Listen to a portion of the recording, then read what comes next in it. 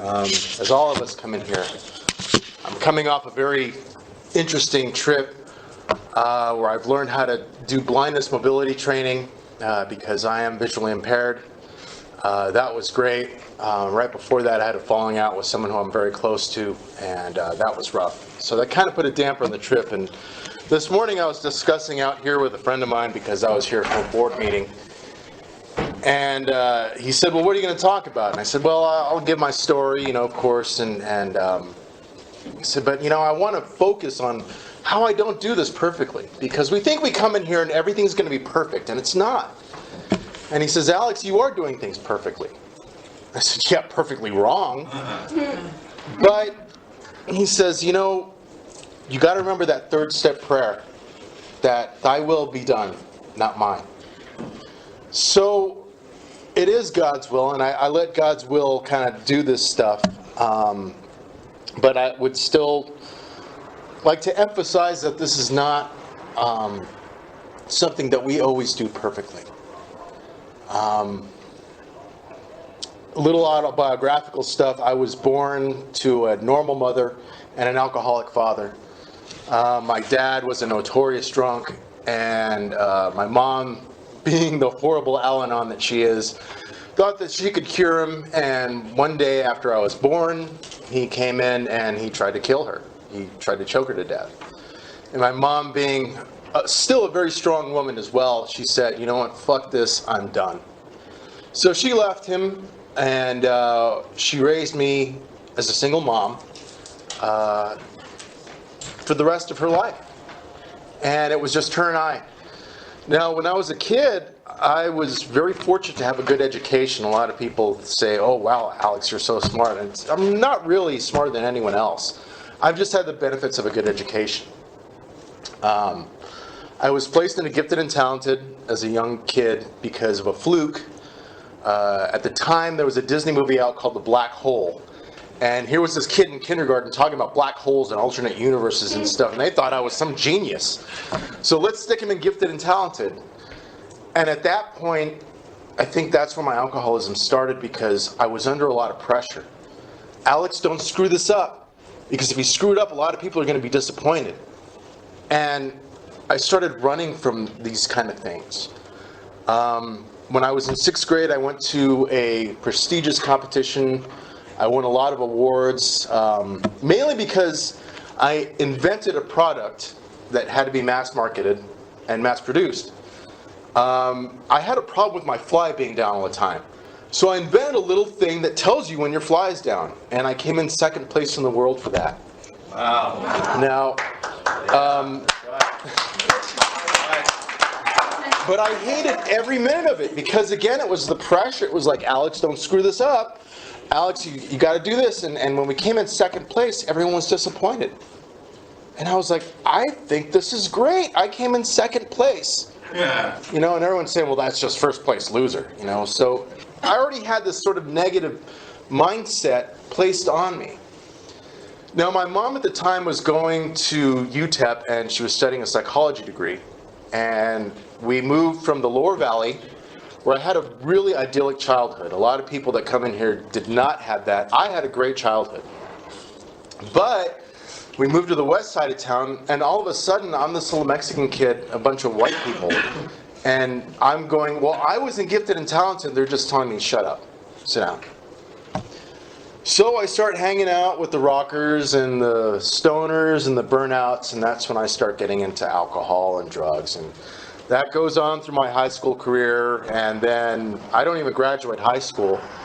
I dropped out, and then I started working in restaurants, which are, if any of you have worked in restaurants, are very known for their alcoholism. There's a lot of drinking that goes on, and that just spiraled out of control. And so for the next 23 years, I drank alcoholically. And I won't go into any drunkalogs. I hate it when people do that. So I'll just say that I drank like you did. My story of recovery begins in May of 2011, when I was at a party for my cousin. She was graduating, going to Texas Tech, and I see my aunt. And my aunt comes up to me and asks me, how's your job going? and I'd just been fired from my job. And I said, well, it's going okay. She said, well, we need somebody to come to the Church of St. Clement. We need somebody to do maintenance there. And I said, well, I'll think about it. My mom was very Christian, but I wasn't. I was more of a man of science. I believed in physics. That was my religion. I believed what was tangible, what I could see, touch, feel, and balance with mathematics. So I didn't want to go work at a church.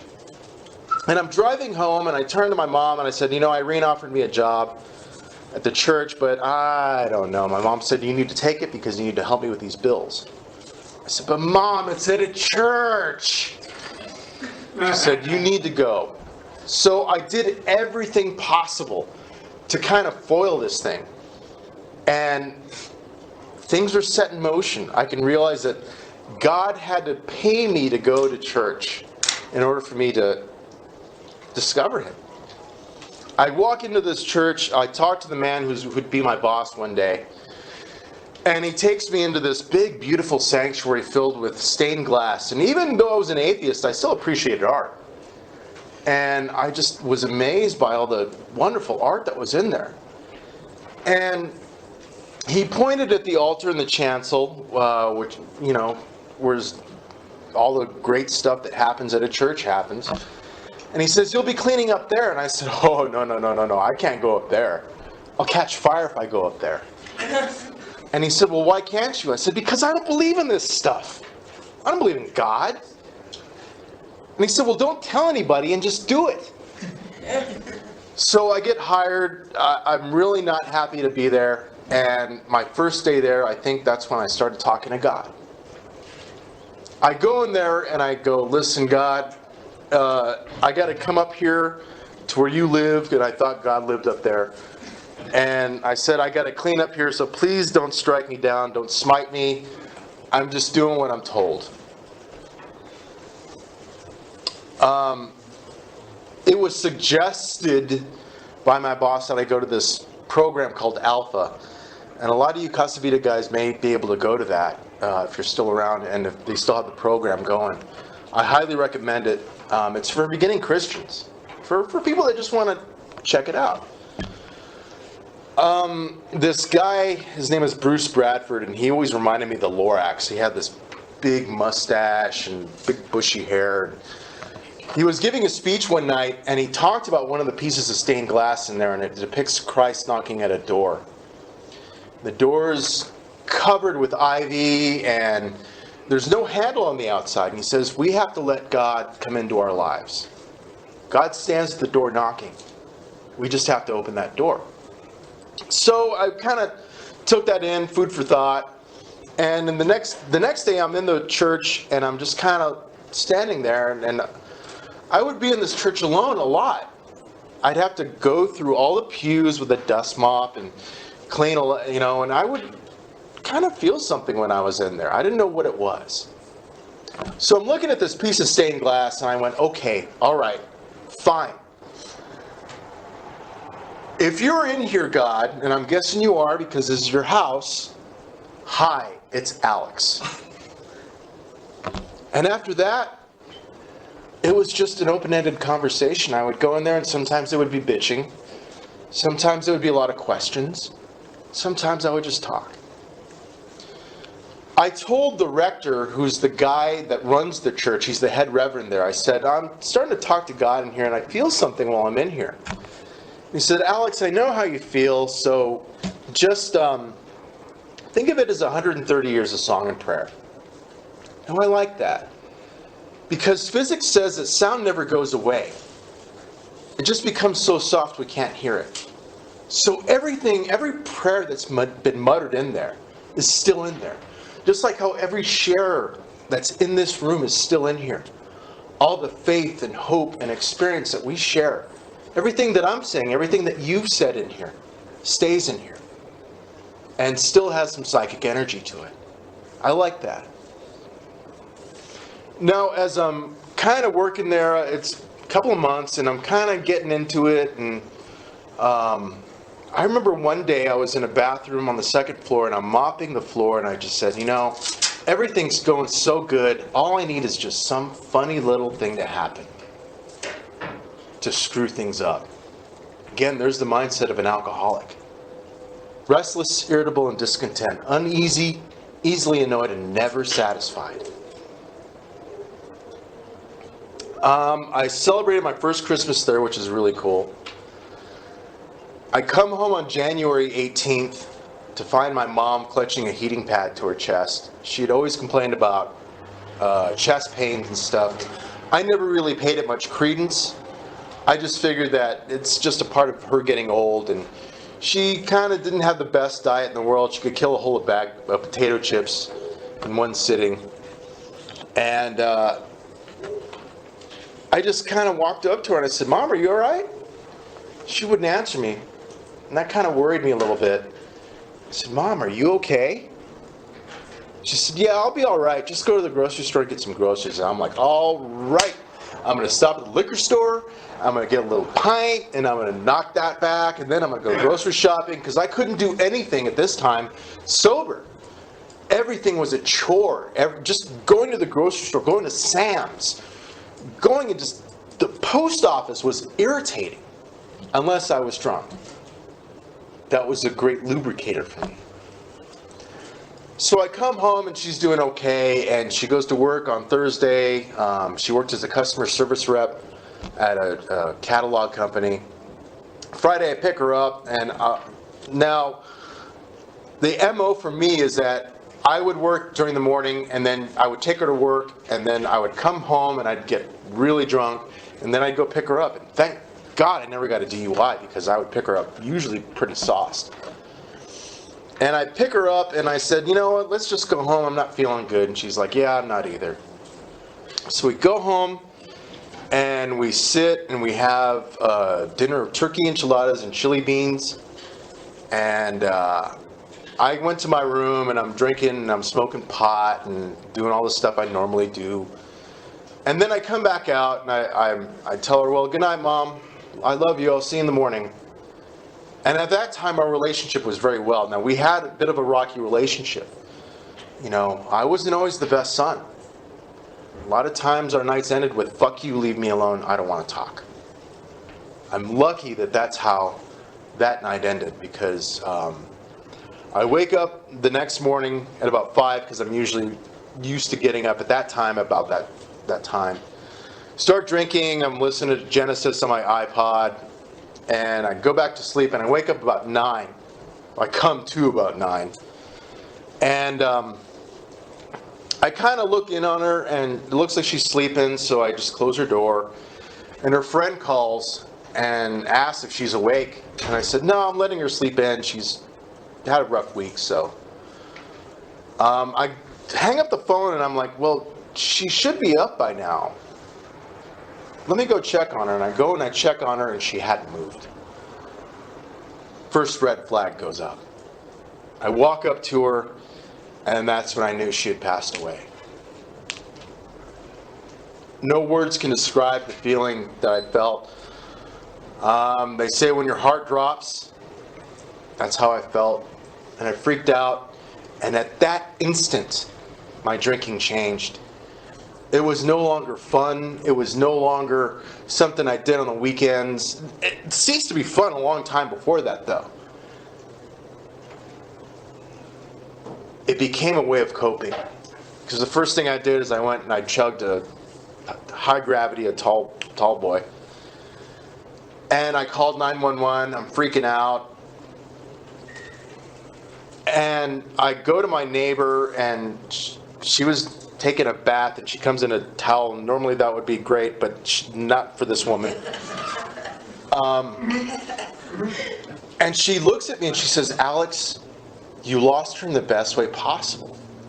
She died in her sleep, in her own home, with you close by."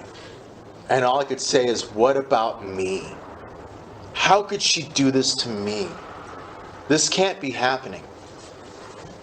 The rest of that day is a blur. The coroner comes, they put her in a bag and take her away.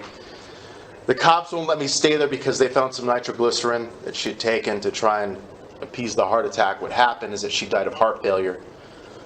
She died of arteriosclerosis, which is a hardening of the arteries, and there's a bunch of gunk in there. Had she gone to a doctor, they would have probably detected it and done a bypass or something, but she hated doctors, she hated hospitals. She worked in them for a long time. That night, I had to go to my grandparents' house because the cops wouldn't let me stay there. And thank God I was there, because I would have probably killed myself. I had to do that sober. I had to spend the night at not only did I have to do that, I had to go tell my grandparents that their daughter was dead. That was hard. She died on a Saturday, and I made sure I was in church on Sunday.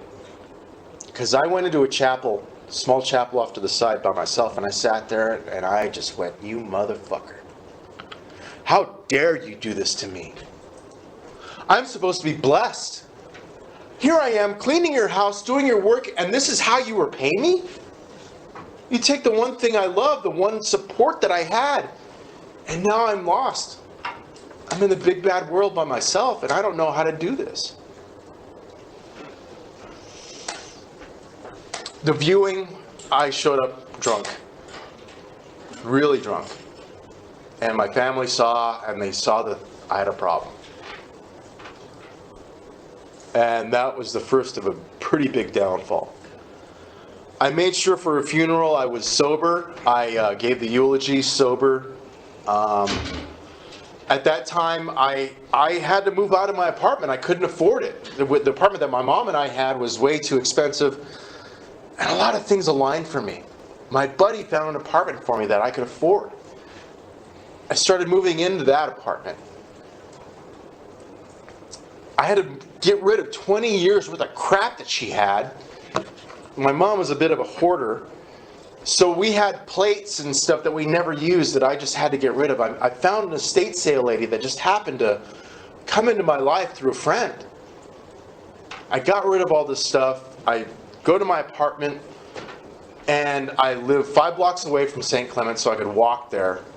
And everything was okay. Just okay. I kept working. I asked a lot of whys every day when I was in that church. My drinking got out of hand. See, because my mom was often the person that would say, "Hey, Alex, you're drinking a little too much. Maybe you want to cool it." And I would listen to her.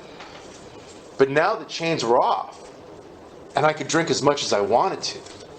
And I did. It became a 24-hour-a-day thing. It was at this time my aunt, who was very concerned about me, called me into her office, and there was a guy named Ben Bass sitting in her office. And she goes, "I'd like you to meet my friend Ben. He runs a rehab here in town." And he looks at me and goes, "Hey, how's it going?" And I'm like, you'll hear more of him later. I tell him, I'm dealing with my mom's death, and it's hard, but I'm getting by. And he says, "Is that all that's wrong?" I'm like, who is this guy talking to me that way, telling me this stuff? So he gives me a brochure, and I take it home, and I throw it away. And it just keeps getting worse. I go on vacation with a friend of mine, and I drive down from Omaha to Houston, and I'm drunk the whole time. And even my buddy, who's an alcoholic, is looking at me going, "Alex, you're kind of drinking a lot." I don't care. I'm on vacation. Come December of 2012, let me backtrack a little bit. November, after Thanksgiving, I wake up in the middle of the night and I'm just shaking like a leaf. And I go and I pour myself a vodka and water, and I just say to myself, you know what, this is a problem. This is a huge problem, and I don't know how to solve it. And I go into that church the next day, and I very sincerely get on my knees. Now, this is the first time I ever did this. I get on my knees and I say, "God, help. I don't know what to do." Christmas Eve, I'm at the church. I'm loaded drunk. Because here I am, poor me. Everyone's here with their family, and I'm here by myself, and I'm working. I can't even get my keys into the key of the door. I go into a room and I sit down and I just start crying. And my aunt sees me and she's like, "Are you drunk?" And I'd been busted on the job drunk several times. And I say, "Yeah." She says, "You know what? You're going to lose your job. You're going to lose your job. I'm sending you home." I go home and I start posting on Facebook that I'm going to kill myself and this and that. And a lot of people come over on Christmas Day. I had the weirdest intervention. It was my ex-girlfriend's mom and sister, the former bassist in the band that I was in, a buddy of mine who was there who was thinking he was going to drink with me on Christmas. And they're all telling me, "Call that Ben Bass guy." So I called Ben on Christmas. He says, "Come in tomorrow and we will get you settled in." So I go in to Casa Vida the next day, and I was not happy to be there. As a lot of us aren't. Fuck, I gotta go to rehab. It sucks. They take me to detox, and at the time there was a guy named Mario who was the director there. I'm a shivering wreck. I'm starting to get DTs, and as he's driving me to Trinity, which is the detox center, he turns to me and he says, "Hey buddy, alcohol kicked your ass." That was step one for me. I had to admit to myself that I was defeated by alcohol. I do the detox and I come back and I do a month there, and I the first night I have to come here. You know, I'm telling Mario, "What do I say?" He says, "Hey, just tell me you're an alcoholic."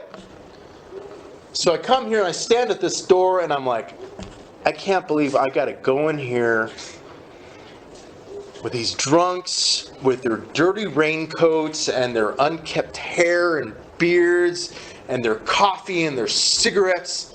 How did I ever get to this point? And I come in here and I don't find that. I see all of you, and you're not like that.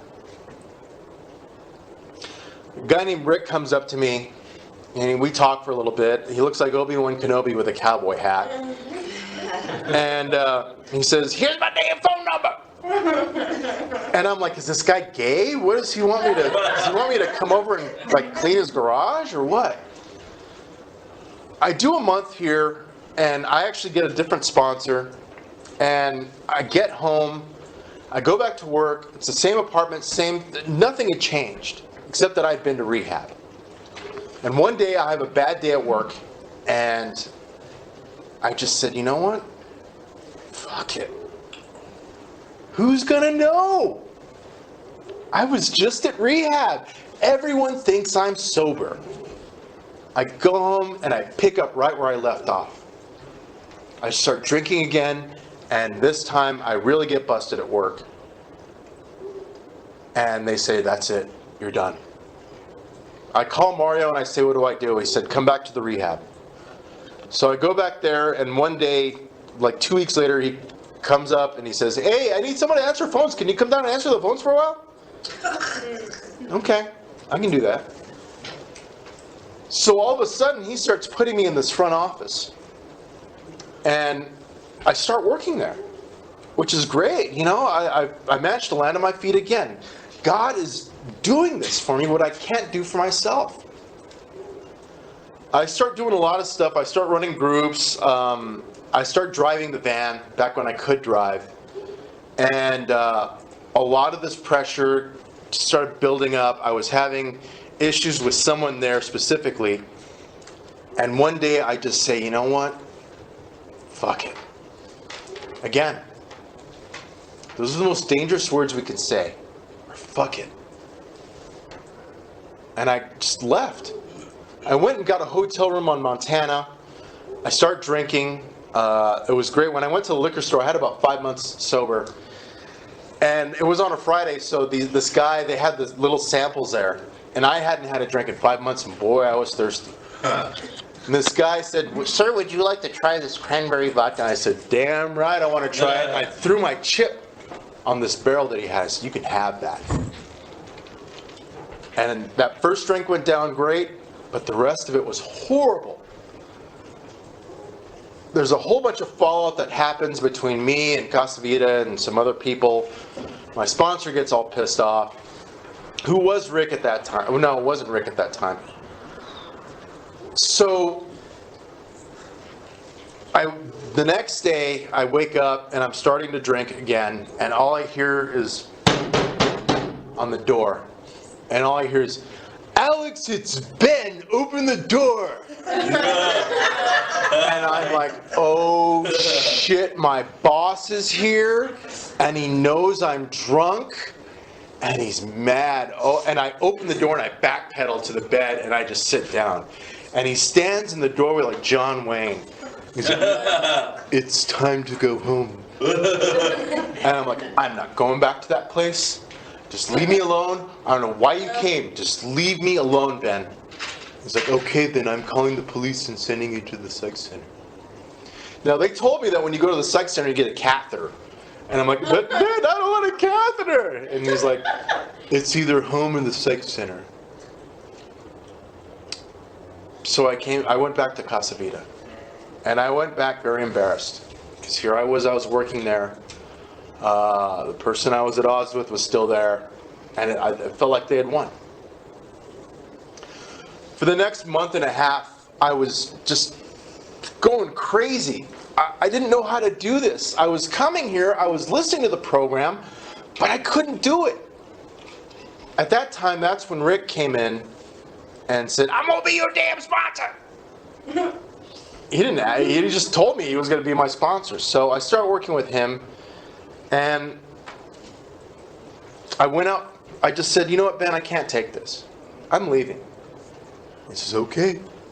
I said, "You're not going to come after me, right?" He says, "Nope." So I go and I get the same hotel room in the same motel because I'm a creature of habit.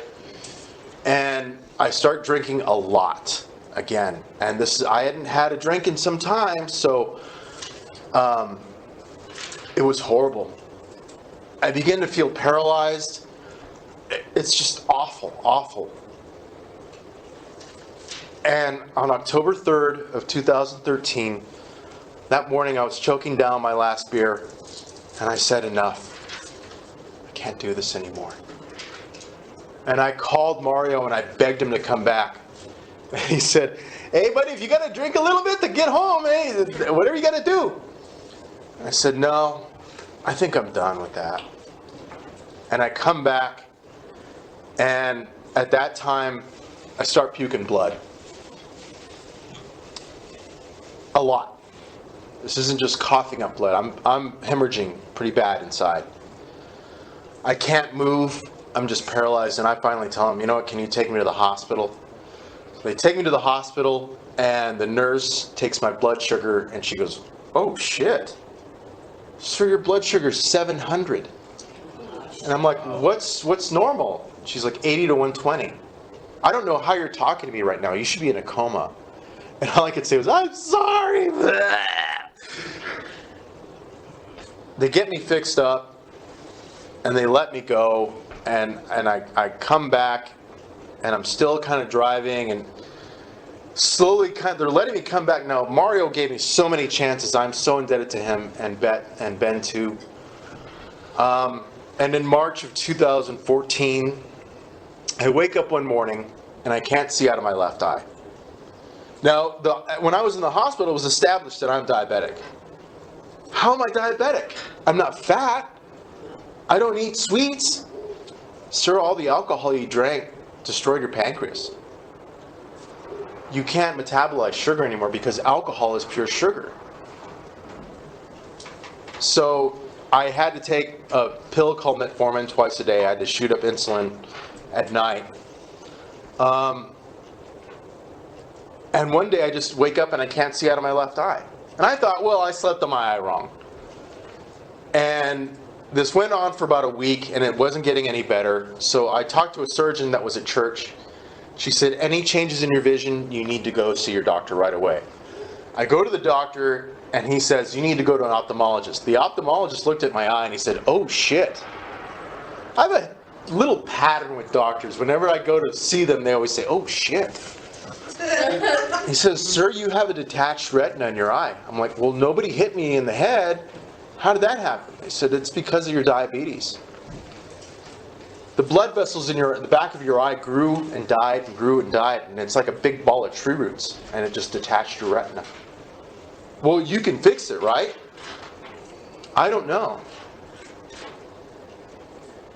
He sends me to the best retina surgeon in El Paso. And the retina surgeon says, we don't know if we can fix your left eye. Your right eye is starting to go. We're going to try and save that. But we'll start today. We'll give you an injection in your eye. So go out and sit in the waiting room.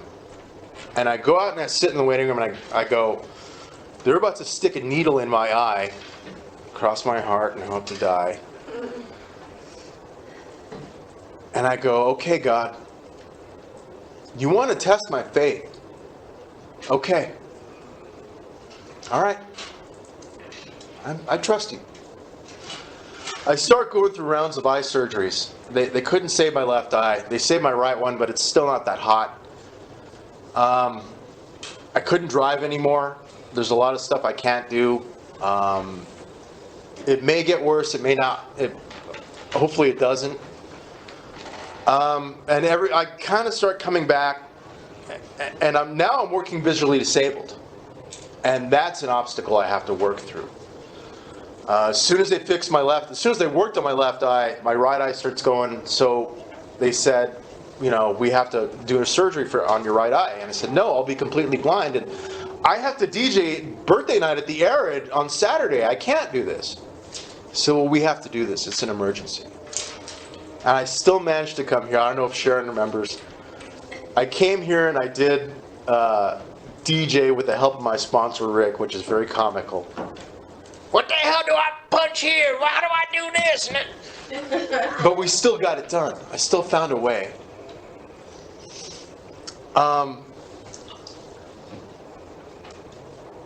Throughout this time, I'm starting to work the steps with Rick. And as things are going in my life, they're matching what I'm going through.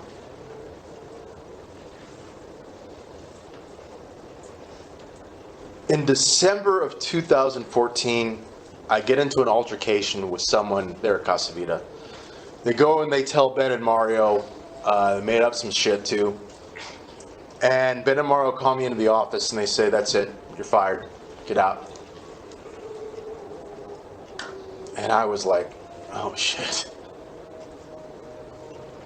I left there in a huff.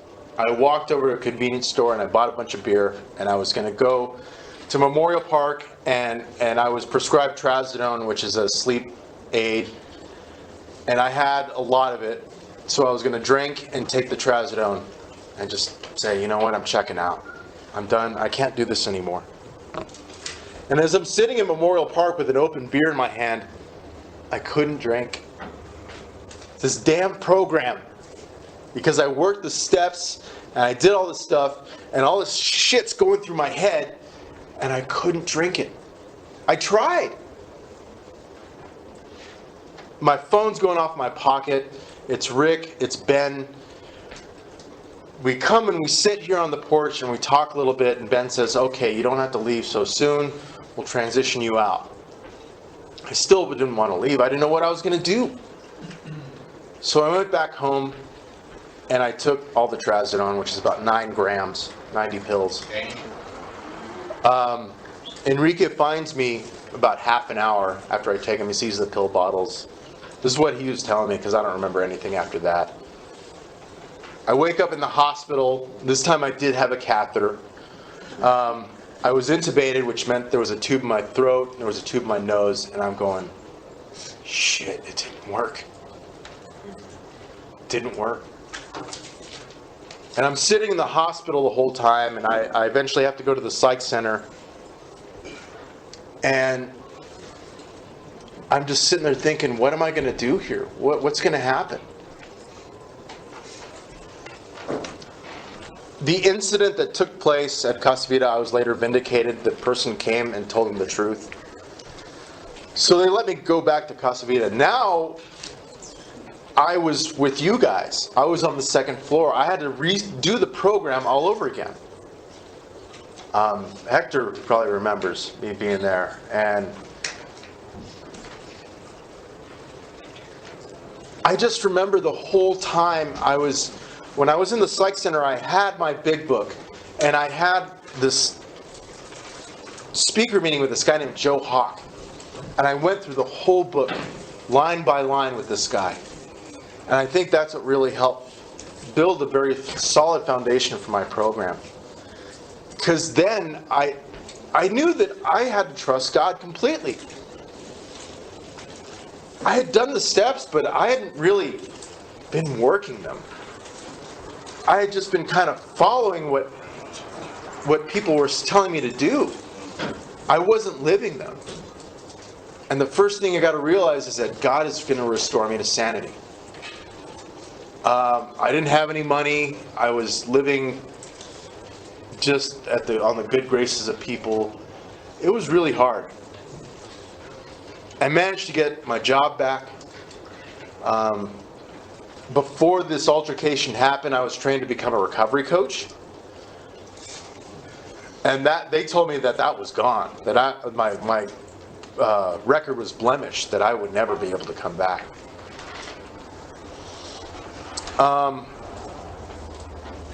That was cleared up. I was brought back as a recovery coach, which I'm very proud to do now.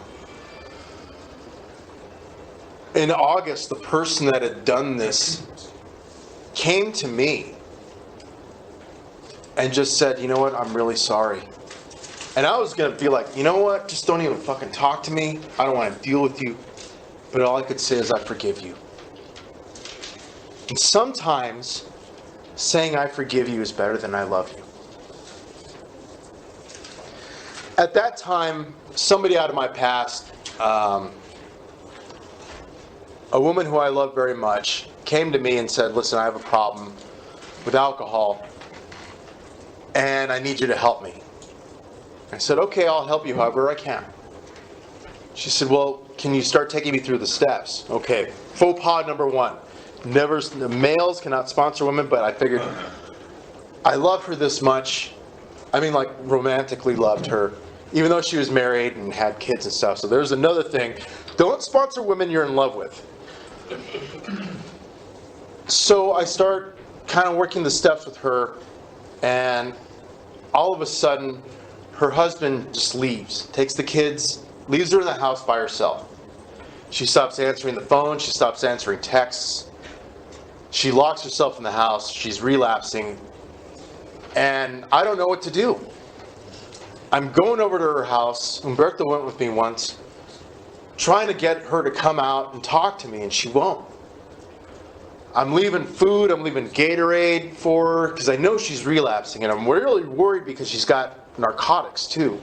So I'm thinking that, my mindset is that she'll take the pills and drink, just like how I was thinking. The day I get 2 years sober,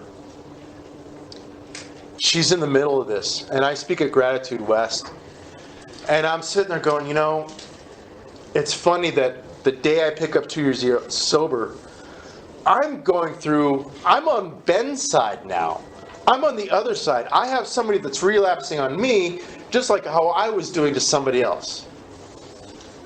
So it's rather fitting.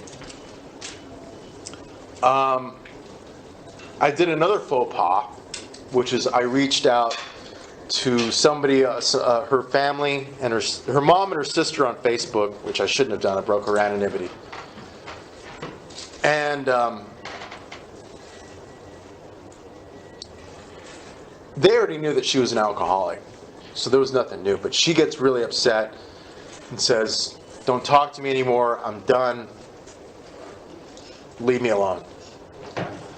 I figured I would rather her be mad at me and alive than me being apathetic and her dead. It's much different when once you've worked the steps and you're on the other side and you start to sponsor people, because then you rework the steps with other people.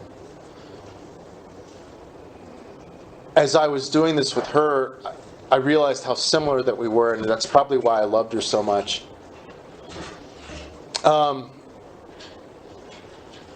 And since then, it's been a challenge for me to be able to kind of start doing coaching and trying to get people to come in and do stuff. Now, a lot of my coachees, like a couple of them, they've gone back out. And as I've seen, doing what I do, I see people come in and go out all the time. But I realize what I'm doing is I'm planting seeds. I don't do this stuff perfectly. I do what I can every day. In my work, when I'm working with other people, and when I see that light go on, it's just amazing. Because it took a long time for the light to go on for me. I had to sit in that hotel room and just go, enough.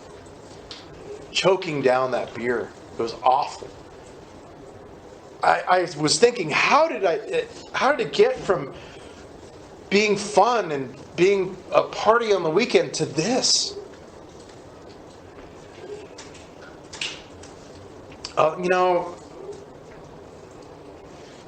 Just recently I went through my 4th anniversary without my mom. And it's been hard dealing with that. Just because we get sober doesn't mean that we don't deal with life.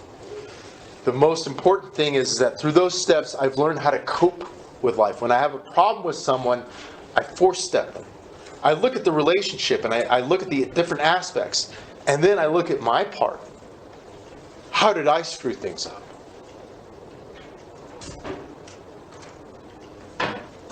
It's not easy for me to deal with people.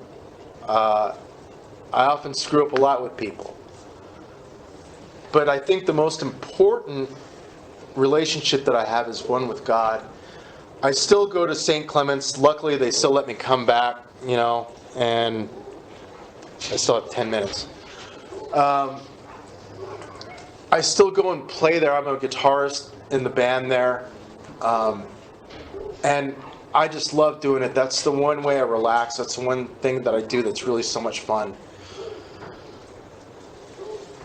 But I still do the talking. I just talk. I just sit there and go, you know what? I call him boss, or I usually call him cowboy. Hey boss, how's it going? Good to see you, And I'll sit there after the service and I'll just talk. See, we think that prayer and meditation is sitting down and either sitting cross-legged, listening to sitar music with patchouli incense going on and going, Om. And it's not like that. Meditation is very personal, very private. For me, I just sit and I talk. I talk to my mom. Luckily, after she died, I had her cremated and I kept some of her ashes. But they let me intern some of her ashes there at St. Clement's. There's a garden out back. So I poured half her ashes in the garden, and of course, me being a selfish alcoholic, I wanted to keep a part of her. See, I didn't let her go. And it wasn't until I went and poured the rest of the ashes that I was able to let her go. But I still go out and talk to her. I still go out, just like she's alive. My mom was a very good therapist. Now, she wasn't a therapist by trade, but she knew how to talk to people. She was just very warm and wonderful and was always kind to my friends, even the ones that she hated. She was like the mom in My Big Fat Greek Wedding. You couldn't go to our house without walking away without eating something. She was always cooking something, and boy, do I miss her cooking too. She was just kind to people, and I like to think that the best part of me lives through her. My father died of alcoholism. He was in my life for a little while because I thought that I needed to go find him. And when I found him, he was sober. And he had a master's in theology. Very, very spiritual guy. And then he relapsed. And I got to see Mr. Hyde, the mean drunk that he was, the person that tried to kill my mom. We got into a fight. We got into a fist fight. And that was the last time I talked to him. I would see him in the grocery store and I'd walk right past him. Just not even talk to him. The way he died was the way I was dying. He died of esophageal varices, which are cuts in the lining of your throat because of drinking so much alcohol. He bled out like a stuck pig. He just hemorrhaged so much. And he lived in an apartment kind of close to mine, and my half-sister calls me, and I go over there to his apartment, and it's a crime scene. It looks like a crime scene. There's blood everywhere, in the sinks, in the tub, all over. And I look at that and I rationalize. I go, oh, that's not going to happen to me because he drank scotch and I drank beer. 10 years later, it was happening to me. That for me was, his death was a little rough on me. But I used it as an excuse for me to drink. You know, now it's like, my father's dead. You know, I didn't see the corollary of it, of the man that I could be, which is the man that had a degree in theology, that was going to school and that was really kind of doing this stuff, going and doing speaker meetings for a living. Or I could be that mean drunk, sitting in my apartment all by myself, being angry at the world, which is what I did. I've been those two men. And now I'm the guy that he was. But I can very easily slip back into that. You've often heard in here that I have another relapse in me, but not another recovery. For me, that's very true. The next one will kill me. And there have been times, even since my last attempted suicide, where I just wanted to say, fuck it. I still have problems. I still have issues with everyday stuff.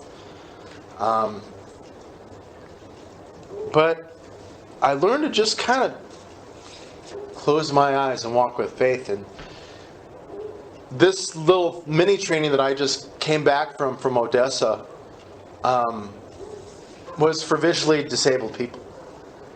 And I met some people there that were really, really blind.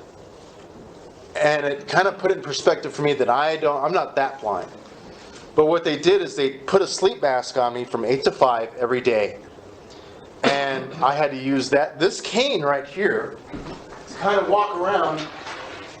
And I had to learn how to tap and find, hallways and doorways and stuff.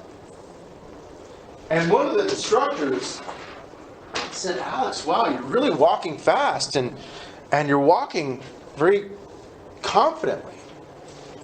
And I said, I've learned how to walk by faith. I'm just closing my eyes and trusting God.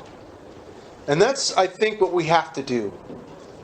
Is we have to just close our eyes and walk through these steps the way our sponsor tells us. Our sponsors have been through this. I've been through this. When somebody says, write down the inventory, we really shouldn't question, just write. And some people do it, in that column format. And my sponsor had me do it a different way. But the most important thing is to really just trust God and be honest with yourself. See, I lied to myself for a long time. I don't have a problem. God, I got to go to rehab. I got to walk into this place and I have to lay aside all the prejudices that I have. Prejudices are nothing but old ideas. The ideas that everyone in here is in a dirty raincoat, and I kind of picture them to look like David H., my friend. Sharon knows him and Daniel knows him. But they're not. We're all not like that. We're just average people. There were some guys in here when I first got here. I looked at them and I go, how does that guy have 20 years? AJ's a good example. I look at him and I go, how does that guy have 30 years sober and I can't do this? He just doesn't drink in between meetings. But that's not all we have to do.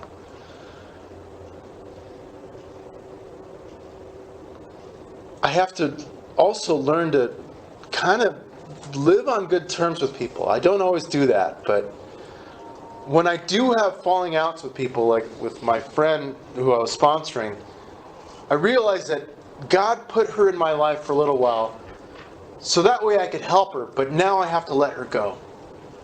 And there's someone in my life right now that I have to let go because I was just in their lives for a little while. You hear that change is the only consistent thing in this world, and it is. For me, it's hard to let go of stuff. It was hard for me to let go of my mom. It was hard for me to let go of my alcoholism. I don't want to stop drinking. But it's either that or it kills me. It's also hard for me to let go of my coachees sometimes. I want to be there to protect them all the time, but I realize that I can't. And one guy I know went back out, and I just had to kind of, I have to love him from a distance and hope that he makes it back. I know I put Ben and Rick and all these people through a lot of hell. But for me, especially my mom, I put my mom through a lot of hell. For me, living, not just sober, but living the best I can every day. And that doesn't happen every day. But just trying to do the best I can every day with what I've got is the way I can make amends to everyone and God. I shut out God in my life for so long. And I realized that the two things that I avoided my whole life, Alcoholics Anonymous and God, were the two things that were going to save my life. That were something I really desperately needed. I didn't know how to deal with life. I didn't know how to deal with coworkers and problems. The only way I knew how to deal with it was just to check out and not deal with, just avoid and escape, rather than confront these things head on. I guess you would call me a runner. I would just run from my problems, and that, you can't do that. I can't run from my drinking problem. I have to face it head on. A lot of people say that their disease is outside doing push-ups. Mine's a little spider in the corner and just waits for me to be weak. And it comes and it starts stinging me a little bit. Going, Alex, it's always there. You can always go out and drink and just say, fuck it. And I realize that's not an option for me anymore. I can't do that. Doing this process and working these steps has not been the easiest thing in my life. And it continues to be a process, and it continues to still be hard. But it's the best thing I've ever done. Because it's given me a set of spiritual tools and to be able to deal with the big bad world outside.